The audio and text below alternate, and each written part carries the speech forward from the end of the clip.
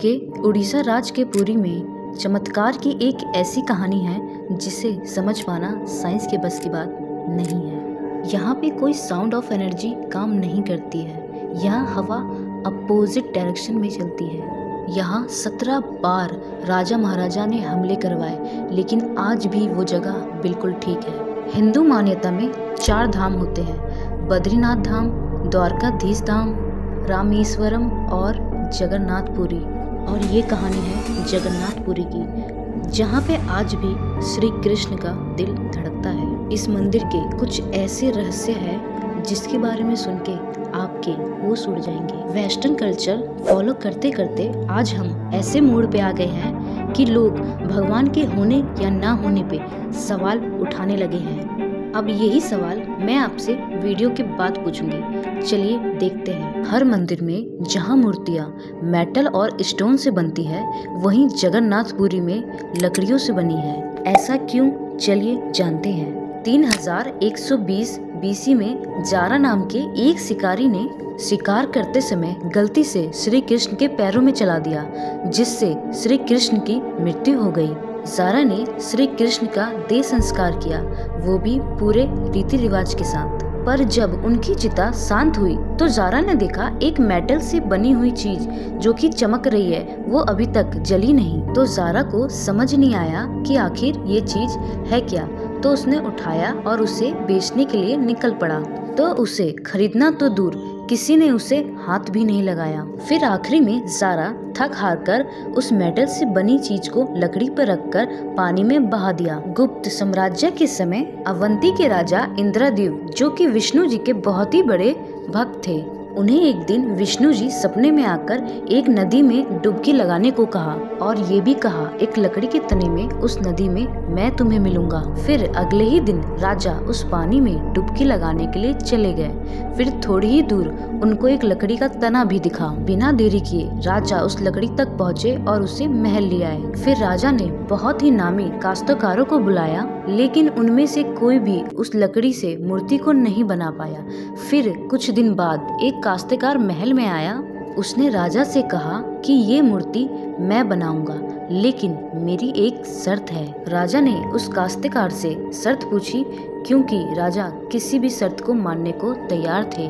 काश्तकार ने कहा, मुझे इस मूर्ति को बनाने में पूरे 21 दिन लगेंगे, लेकिन इन 21 दिनों के अंदर ना ही कोई मुझसे मिले, ना ही कोई मुझसे बात करे और ना ही कोई मेरे कार्यों में विलम्ब डाले। राजा ने खुशी खुशी इस शर्त को मान लिया और मूर्ति बनाने का कार्य शुरू हो गया।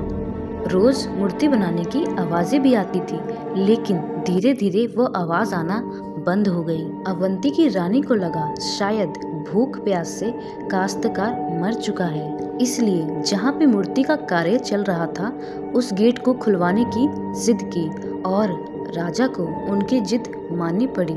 जैसे ही उन्होंने गेट खोला तो उन्होंने देखा वहाँ कोई काश्तकार था ही नहीं, सिर्फ 3 मूर्तियाँ थी। भगवान जगन्नाथ, उनके भाई बालभद्र और उनकी बहन सुभद्रा। और उसी जगन्नाथ मूर्ति में वो मेटल वाली चीज रखी गई थी, जो कि कुछ और नहीं श्री कृष्ण का धड़कता हुआ दिल था।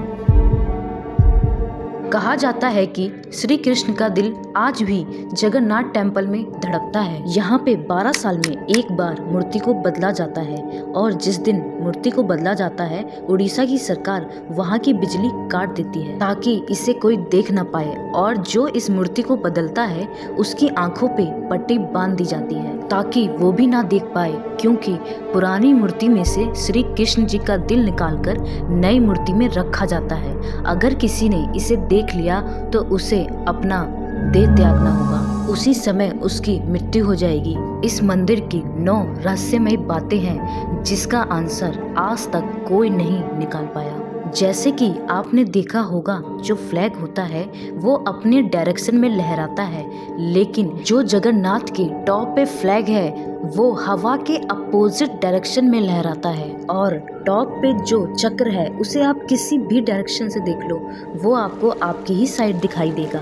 इस मंदिर को इस तरीके से डिजाइन किया गया है कि इसकी शैडो भी नहीं बनती है। जैसे ही आप मंदिर के सामने जाओगे आपको समुद्र की लहरों की आवाज आएगी, लेकिन जैसे ही आप अंदर जाओगे आवाज आना बिल्कुल बंद हो जाएगी। अंदर बाहर की आवाज कुछ भी नहीं आती। वैसे समुद्र के तट पर हवा दिन में भूमि की ओर चलती है और शाम में भूमि से समुद्र की ओर चलती है, पर यहाँ पे ये चीज एकदम उल्टी है। कोई भी पक्षी, एरोप्लेन, हेलीकॉप्टर इसके ऊपर नहीं उड़ सकता। आपने देखा होगा कोई भी ऊंची इमारत या मंदिर के ऊपर जाकर पंछी बैठते हैं, लेकिन हमारे जगन्नाथ टेम्पल के ऊपर आज तक कोई भी पंछी नहीं बैठा। ये बातें बहुत ही रहस्यमय है। और सबसे खास बात, हमारे जगन्नाथ मंदिर में अगर 1 लाख लोग भी पहुंच जाए तो भी कभी प्रसाद कम नहीं पड़ता और ना ही वेस्ट होता है। जगन्नाथ टेम्पल के टॉप पे जो फ्लैग लगा हुआ है वो हर रोज बदला जाता है। अगर गलती से भी इस फ्लैग को ना बदला जाए तो जगन्नाथ टेम्पल 18 साल के लिए बंद हो जाएगा। यहाँ प्रसाद बनाने का तरीका कुछ अलग है।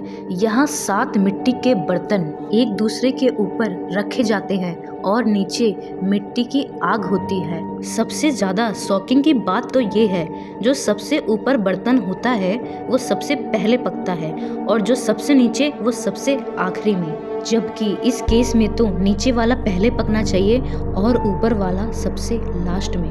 भगवान जगन्नाथ, जिनके नाम का मतलब ही जग के नाथ है, इनके मंदिर में लाखों श्रद्धालु अपनी आस्था और प्यार लेकर मंदिर आते हैं। इस मंदिर में केवल हिंदुओं को ही दर्शन करने की अनुमति है। अगर कोई और धर्म के व्यक्ति इस मंदिर में आते हैं तो उनको बाहर से ही दर्शन करना पड़ता है। जगन्नाथ मंदिर की मिस्ट्री यहाँ खत्म नहीं होती और भी बहुत सारी कहानियाँ हैं जो हम नहीं जानते। जैसे कि हर साल भगवान 15 दिन के लिए बीमार पड़ते हैं और भक्तों के लिए दर्शन बंद हो जाते हैं और बहुत कम लोग जानते हैं ऐसा क्यों होता है।